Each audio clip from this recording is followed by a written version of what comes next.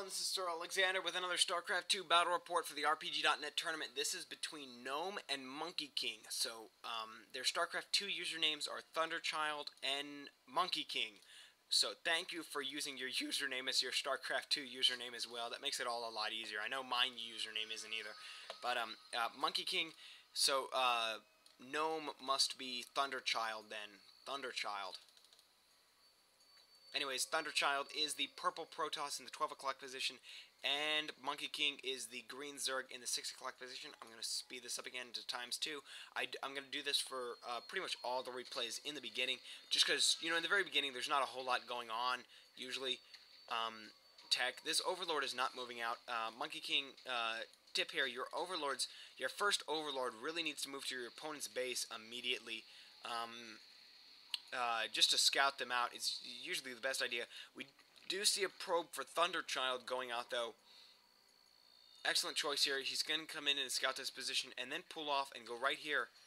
Or he was. He decided not to now. Or was he? Did he? I don't know where he's going. Let's hope we see a proxy pylon or something, because I want to see some cheese. But no, there is a gateway going down, so probably no cheese. No proxy pylon going down. And we have an Overlord excellently placed over here. It's always good to scout up here. Just put a pylon or something up right up here, so you can see if they're going to put down a pylon. Also, quick tip for anyone playing against a Protoss player. Most of y'all should know this. If a probe ever comes in and scouts your base, and then leaves, and then comes back and scouts your base again very shortly after, you can pretty much assume that they have put down a proxy pylon somewhere. If a probe really ever moves off into a part of your base that you can't see, instead of going down your ramp, you want to send somebody to go check up on him, because he's probably putting down a proxy pylon or some such.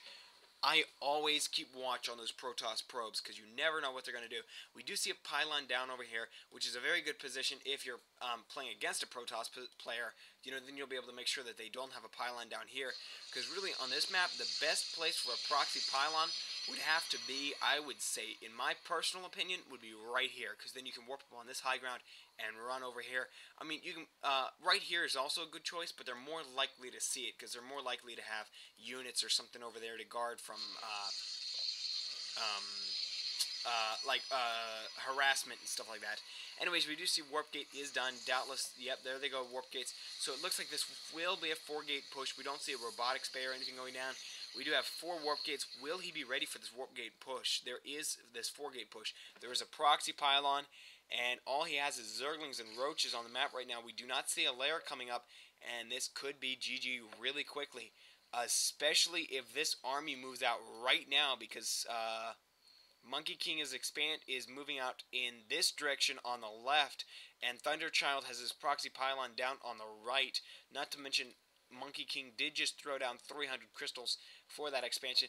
We do see a hatchery going up. These guys moving out, looking like they're going to harass. These guys also moving out, looking like they're going to attack. I'm going to slow this down because it looks like we'll get some good action here. Monkey King moving up, so we do have 4-gate. We do have a robotics bay with the first observer out. We do have 2 nullifiers. Those are in a very bad position. Those nullifiers really need to be right up here. We do have a forge and a, whatchamacallit going down. Right in here, these guys are already pushing up the ramp. Those roaches will be taken down very quickly. Looks like he lost 1 stalker. These overlords will be soon to follow. Over here on this side, we do see that Monkey King is attacking. These stalkers should be able to do some damage against this, but those Zerglings are pretty strong against them.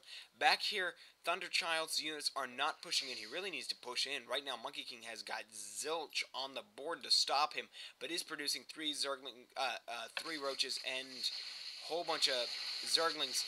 Stalkers will be able to handle those Zerglings very easily. Looks like he warped in. No, he just moved those units from back there. That nullifier is a little bit damaged, and he did take on down all those units and will be pushing back. And looks like this is about to be GG. That guy does go down. I'm going to switch over to the income tab. So yes, we do see that Thunderchild is harvesting vastly more than Monkey King. He probably chrono boosted his economy quite a bit, and this has got to be GG. As far as to what Monkey King could have done, he probably really needed to have built more drones, because I don't think that he's killed too many drones.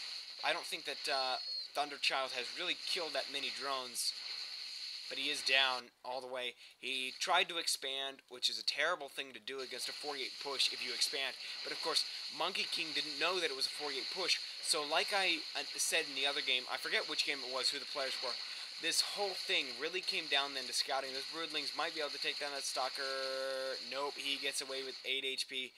But this whole thing comes down to scouting. If he would have sent this Overlord into the base, he could have scouted the 4-gate pool. He wouldn't have expanded and then gone for roaches. Monkey King leaves the game. He does not GG, so that might be a rage quit, but they might also be talking on friend chat. So you can make your choice there. Excellent play by Thunderchild. He does have an observer over the base. It's always a good idea to get an observer out.